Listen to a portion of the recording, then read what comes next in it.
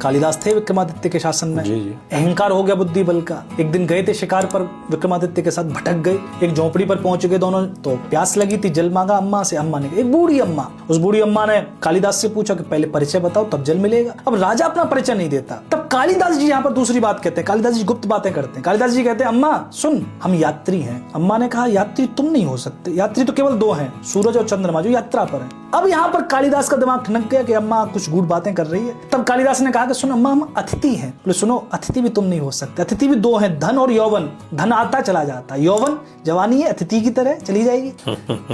कालिदास ने कहा कि अम्मा हम परदेसी हैं। बोले परदेसी भी तुम नहीं हो सकते। जीवात्मा परदेसी है, कहीं से आई है, रह रही है शरीर में। और वृक्ष का पत्ता परदेसी है, तुम परदेसी नहीं हो।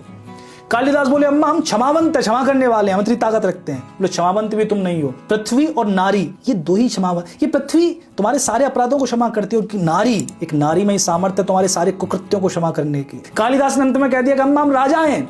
अम्मा बोली राजा भी तुम नहीं हो सकते, राजा भी केवल दो हैं, इंद्र और यमराज, यही कल्प तक शासन करते हैं, तुम छोटे मोटे राजा। तब यहाँ पर कालिदास कहते हैं कि अम्मा सुन, हम जिद्दी हैं। बोले जिद्दी भी तुम नहीं हो सकते। जिद्दी भी दो हैं, बाल और नख। ये बाल काटो उगाते, नख काटो उगाते। कालिदास कहते कि अम्मा सुन, हम गरीब हैं। बोले तुम गरीब भी नहीं हो सकते। गरीब भी दो हैं, एक बकरी और एक कन्या।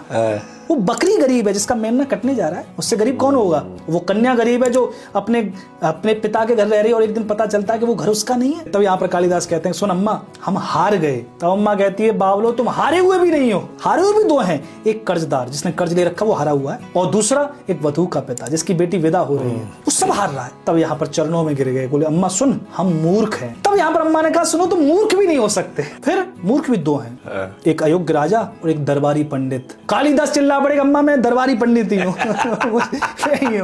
तब कहते कि वो अम्मा कौन थी? माता सरस्वती थी, जो कालिदास के अहंकार का दलन करने। तो इस पूरी कथा में हमें क्या मिला? इसमें हमें नीतियां मिली। ऐसे करके हमने समाज को समझाया वार्तालाप में।